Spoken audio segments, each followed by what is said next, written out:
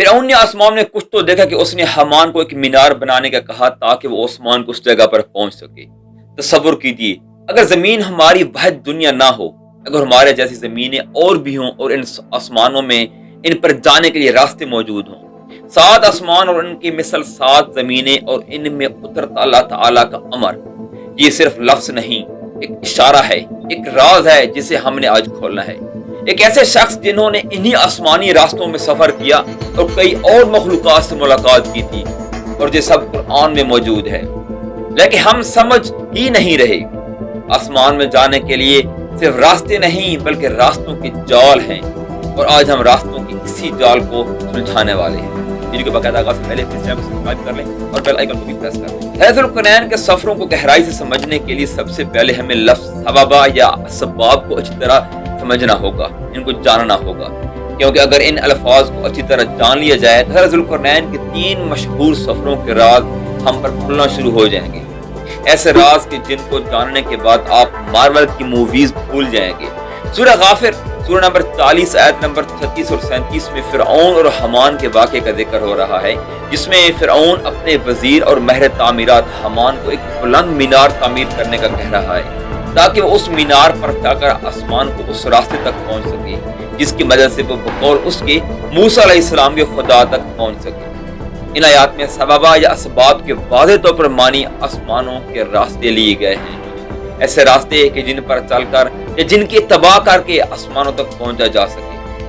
یہ ایک common sense ہے کہ کوئی بیوقوف سے بیوقوف شخص بھی یہ جانتا ہے کہ کوئی ایسا مینار یا عمارت تعمیر نہیں کی جا سکتی کہ جس کی مدد سے آسمانوں تک پہنچا جا سکے۔ تو جہاں فرعون نے آخر حمان کو یہ مینار بنانے کا حکم کیوں دیا؟ اس کے پیچھے اس کی سیاسی قوت یا طاقت کا اظہار تو تھا ہی، لیکن کوئی ایسی چیز بھی ضرور تھی جو فرعون نے دیکھی تھی، کوئی ایسا پورٹل یا کوئی ایک ایسا راستہ جو ہماری زمین کو کسی اور ارض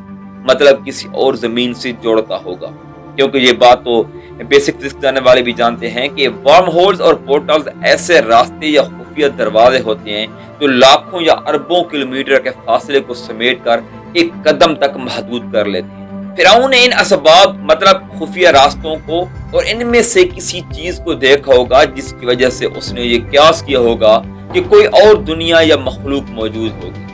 تو کیا کوئی ایسا ارض یا ایسی زمین موجود ہے جہاں پر ہماری زمین ہی کی طرح زندگی ہو سکتی ہے؟ کیونکہ ان اسباب یا سبب کی وضاحت اور کسی اور پلانٹ کی جس پر زندگی کے امکانات ہوں، ان کو جانے بغیر ہمارا ذوالقرنین کے ان 3 سفروں کو کریک نہیں کر سکیں گے، ان میں چھپے ہوئے راز نہیں جان سکیں گے کہ جن کے لیے قرآن ہمیں دعوت دے رہا ہے۔ دوستو سورہ طلاق سورہ نمبر 65 آیت نمبر 12 کے مفہوم کے مطابق اللہ تعالیٰ نے 7 آسمان اور اس کی مثل زمینیں پیدا کی ہیں، اور ان میں اللہ تعالیٰ کا حکم اترتا ہے، یعنی امر۔ آسمانوں کے بارے میں تو میں تفصیلاً بات کر چکا ہوں کہ آسمانوں کی کمپوزیشن کیسی ہے اور کیا گیسز کی لیئرز ہیں جیسے اوزون وغیرہ، یا ٹھوس فزیکل وجود رکھتے ہیں جیسے ایک چھت ہوتی ہے۔ یہ یاد رکھیں کہ ہر آسمان کی الگ کمپوزیشن ہے، وہ آپ میرے اس چینل پر سب کا ویڈیو میں دیکھ سکتے ہیں۔ یہاں ہم بات کریں گے ان آسمانوں کی مثل زمینوں کی، یعنی 7 زمینوں کی، اور خاص کر کے ان میں اللہ تعالیٰ کا حکم اترتا ہے، یعنی امر اترتا ہے۔ اگر اس آیت میں موجود لفظ امر کو سمجھ لیا جائے تو ہمارے لیے سببہ یا اسباب اور ذوالقرنین کے 3 سفروں کو سمجھنے میں انتہائی آسانی ہو۔ عربی لفظ امر بہت جامع اور وسیع معنی رکھتا ہے، اس کے بہت سے معنی ہیں، لیکن 2 معنی ایسے خاص ہیں جو ہمارے موضوع سے ریلیٹ کرتے ہیں۔ سورہ الاسراء سورہ نمبر 17 آیت نمبر 8 میں روح کو لفظ امر سے ایسوسیٹ کیا گیا ہے، مطلب روح جو کسی بھی چیز کو جان بخشتی ہے وہ اللہ تعالیٰ کا امر ہے، اور اللہ کے امر کے بغیر روح کا وجود ممکن نہیں۔ اسی طرح ایک اور جگہ سورہ شورا سورہ نمبر 42 آیت نمبر 52 میں وحی کو لفظ امر سے ایسوسیٹ کیا گیا ہے، مطلب وحی بھی اللہ تعالیٰ کا امر ہے۔ اب اگر جہاں امر سے مراد وحی یا روح لیے جائیں تو اس آیت کا مفہوم کچھ اس طرح بنتا ہے کہ 7 آسمان اور اس کی مثل زمینیں، مطلب ایسی 7 زمینیں کہ جن میں اللہ تعالیٰ کا امر اترتا ہے، مطلب ایسی زمینیں جن میں اللہ تعالیٰ کی طرف سے وحی اترتی ہے، وہ تمام احکامات اترتے ہیں جو روح والی مخلوق کے لیے ہوتے ہیں۔ اگر جہاں امر سے مراد انتظامی امور لیے جائیں تو وہ صرف 7 زمینوں تک محدود نہیں ہو سکتے، کیونکہ پوری کائنات ہی اللہ تعالیٰ کے انتظام اور اللہ تعالیٰ کے حکم کے مطابق چل رہی ہے۔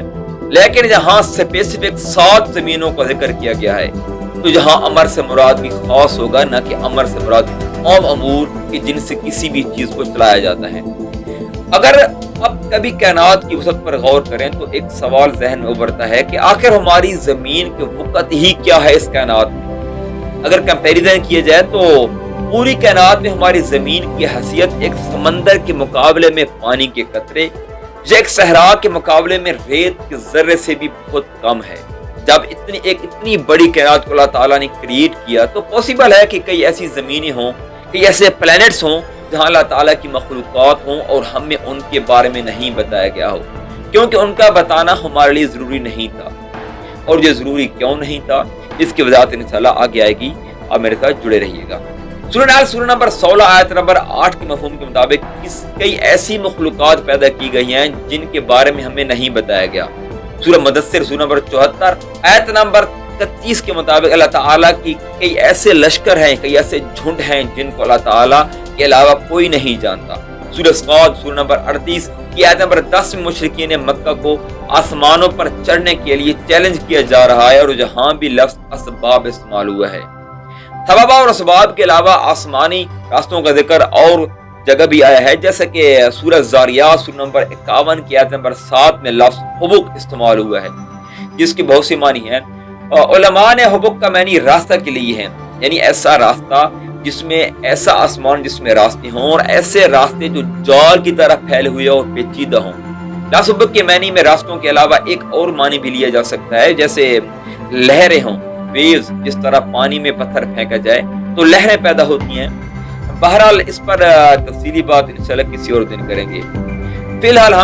ہم لفظ حبک سے مراد راستے کے لیں گے، جس کی تائید سورہ مومنون سورہ نمبر 23 کی آیت نمبر 17 کر رہی ہے، جس کے مفہوم کے مطابق ہمارے اوپر 7 راستے بنائے گئے ہیں، یعنی آسمانوں میں جانے کے راستے۔ کئی علماء کے نزدیک یہی راستے فرشتے استعمال کرتے ہیں آسمانوں تک جانے کے لیے۔ اگر ان تمام آیات کے مضامین کو ملا کر دیکھا جائے تو آسمانوں میں سفر کرنے کے لیے کئی خفیہ راستے ہیں جن کی اتباع کر کے، جنہیں فالو کر کے نئی دنیاؤں میں دیکھا جا سکتا ہے، ان کو اپروچ کیا جا سکتا ہے۔ اب سوال یہ ہے کہ کیا کوئی ایسا شخص گزرا ہے جس نے ان راستوں کو یا ان سبب کو فالو کر کے نئی دنیاؤں کو دیکھا ہو یا ان کو اپروچ کیا ہو؟ اس کی وضاحت کرنے سے پہلے یہ جان لیں کہ اللہ تعالیٰ کے انبیاء وہ خاص شخصیات ہوتی ہیں جنہیں انسان اور بشر ہونے کے باوجود خاص طاقتیں دی جاتی ہیں جو انہیں عام انسانوں سے ممتاز کرتی ہیں، اور انبیاء کے فیض ہم انسانوں کے علاوہ دوسری مخلوقات کے لیے بھی ہوتے ہیں۔ چونکہ ان کا وہ منصب ہمارے لیے ضروری نہیں ہوتا، اس لیے ایسی چیزیں ہمیں نہیں بتائی جاتی، جیسے کہ سورہ غافر سورہ نمبر 40 آیت نمبر 78 کے مطابق اللہ تعالیٰ کے انبیاء کو ان سے پہلے گزرے ہوئے کئی انبیاء کے بارے میں بتایا گیا اور کئی کے بارے میں نہیں۔ مطلب ہر چیز ہر شخص کو بتائی جائے یہ ضروری نہیں، جو ضروری ہوتا ہے وہ اللہ تعالیٰ ضرور ظاہر فرما دیتے ہیں، جیسے کہ ہمارے پیارے نبی اکرم صلی اللہ تعالی علیہ وسلم جنات کے لیے بھی نبی بن کر آئے ہیں، مطلب جنات بھی مکلف ہیں۔ اب ظاہر ہے جنات کی فزکس الگ ہے اور ہم انسانوں کی الگ، ان کی ضروریات، ان کا کھانا، ان کا پینا، ان کا رہن سہن الگ ہے، جس کو ہم نہ ہی دیکھ سکتے ہیں اور نہ ہی فیل کر سکتے ہیں، لیکن ان کے لیے بھی حلال اور حرام کے احکامات ضرور ہیں کیونکہ وہ مکلف ہیں، اس لیے ان کے لیے بھی نبی اکرم صلی اللہ تعالی علیہ وسلم نبی بن کر آئے ہیں۔ اسی طرح حضرت ذوالقرنین کہ جن کے بارے میں اکثریت کی رائے یہی ہے کہ وہ اللہ تعالیٰ کے ایک نیک بندے اور بادشاہ تھے، لیکن سورہ کہف کی آیت نمبر 86 کہ جس میں ان سے خطاب کیا گیا ہے، اور آیت نمبر 98 جس میں انہوں نے دیوار کے پاش ہونے کی پیشن گوئی فرمائی ہے، اس سے کئی علماء نے اس چیز کو ممکن قرار دیا ہے کہ وہ اللہ تعالیٰ کے نبی ہو سکتے ہیں، اور اگر یہ بات درست ہوئی تو ان کے فرائض ہم انسانوں کے علاوہ دوسری پلینٹس پر رہنے والی مخلوقات کے لیے بھی ہو سکتے ہیں، جیسا کہ ہمارے پیارے نبی اکرم صلی اللہ تعالی علیہ وسلم کے فرائض ایک الگ ڈائمنشن میں رہنے والی مخلوق یعنی جنات کے لیے بھی تھے۔ اگر ہم ذوالقرنین کو صرف زمینی بادشاہ مانتے ہیں تو ان کے یہ پراسرار 3 سفر